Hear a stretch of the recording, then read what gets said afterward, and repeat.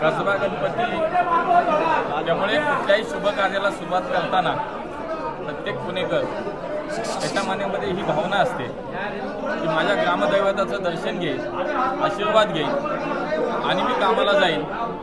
आज पुन्हा एकदा संपूर्ण देशवासियांनी हा निश्चय केला आहे की मोदीजींना पुन्हा एकदा प्रधानमंत्री करायचं आहे आणि पुण्यातून एक मत हे पुणेकरांचं महायुतीचा उमेदवार म्हणून निवडून द्यायचं आहे आणि त्यासाठी या चांगल्या कार्याची सुरुवात आज पुण्याच्या ग्रामदैवताचा आशीर्वाद घेऊन आम्ही सगळेजण या ठिकाणी आलेलो आहोत। माझ्या बरोबर या ठिकाणी आमच्या सर्व महायुतीतील घटक पक्षाचे सर्व नेते आपल्याला दिसत आहेत। त्याच्यामध्ये भारतीय जनता पार्टी आहे, शिवसेना आहे, राष्ट्रवादी आहे, RPI आहे, शिवसंग्राम आहे, सगळ्याच पक्षाचे प्रमुख नेते या ठिकाणी ते आपल्याला दिसत आहेत। त्यामुळे एकत्रितपणे आज सगळ्यांनी मिळून आशीर्वाद घेऊन विजयाचा संकल्प करत पुढच्या कामाला सुरुवात होतीये आणि त्यासाठी आम्ही सगळे आलो। मी म्हणालो तसं पुणेकरांनी ठरवलंय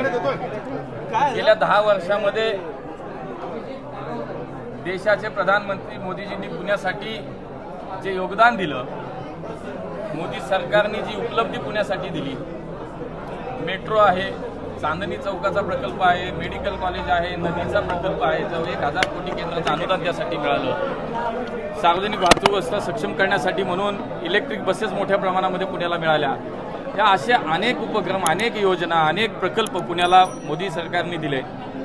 राज्यामध्ये 14 ते 19 देवेंद्रजींचं सरकार होतं, युतीचं सरकार होतं, त्यावेळेला सुद्धा या पुण्याला अनेक योजना आल्या। आत्ताही माननीय एकनाथ शिंदे साहेब, माननीय अजितदादा, माननीय देवेंद्रजी यांचं सरकार राज्यामध्ये पुण्याचा सर्वांगीण समतोल विकास करण्यासाठी कटिबद्ध आहेत। महानगरपालिकेमध्ये 5 वर्ष भाजपची सत्ता म्हणून आम्ही केलेलं कार्य सगळ्याचा विचार करता नक्कीच पुणेकर हे विकासाला प्राधान्य देतात, पुणेकर हे सुज्ञ आहेत आणि तेव्हा मला असं वाटतं भविष्यातलं पुणे, आमचं पुणे हे 50-100 वर्षाचा विचार करून एक विजन डोळ्यासमोर ठेवून काम करणं हा निश्चितपणे आमचा सगळ्यांचा प्रयत्न आहे आणि त्या दृष्टीनं आम्ही सगळेजण पुणेकरांकडे कौल मागणार आहोत। आम्हाला विश्वास आहे की कामावरती मोदीजींना पुन्हा प्रधानमंत्री करण्यासाठी 100% पुणेकर आमच्या सोबत आहे। प्रतिस्पर्धी नाही हो, उमेदवार सगळे तुम्हाला थोड्या वेळात दिसतील। अण्णा, ही जी एकी आज सगळे पक्ष एकटवले आहेत, महायुतीतले जवळपास सगळे पक्ष इथे आहेत, ही एकी शेवटच्या प्रचाराच्या शेवटच्या दिवसापर्यंत 100% राहील। त्याचं कारण आहे मोदीजींनी जगभरामध्ये जे आपल्या देशाची एक प्रतिमा, एक महासत्ता म्हणून आपल्याला जे भारत देशाला एक वेगळ्या उंचीवर नेलं आणि त्यामुळे आमच्या सगळ्या पक्षातल्या, घटक पक्षातल्या प्रत्येक कार्यकर्त्याचं, नेत्यापासूनचं हे मत आहे की या देशाचे प्रधानमंत्री पुन्हा एकदा मोदीजी झाले पाहिजेत। त्यामुळे उमेदवार म्हणून माझं नाव बाजूला ठेवू, पण आमचा सगळ्यांचा विचार हाच आहे की महायुतीचा उमेदवार, पुण्याचं एकमत, याच दृष्टीनं मोदीजींना प्रधानमंत्री करण्यासाठी पुन्हा एकदा दिलं जाईल। काही चिंता करू नका। अण्णा, प्रदेश सगळे आहेत। मला माधुरीताई श्रीलंकेला त्यांच्या मुलीकडे आहेत, इथं सुनील अण्णा टिंगरे आहेत, सिद्धार्थ शिरोळे आहेत, सुनील कांबळे आहेत मुंबईत आहेत, इथे दीपक भाऊ आहेत, आमच्या धीरजजी आहेत, सोनवणे आहेत, बाप्पू पटरे आहेत, सगळे आहेत। कोणी नाही, तुम्ही नावं सांगा, मी घेतो। नवनिर्वाचित खासदार दिसत नाहीये कोण नाही, त्या दिल्लीला आहे ताई, माझं रात्री बोलणं झालं आणि तुम्ही कन्फर्म करू शकता।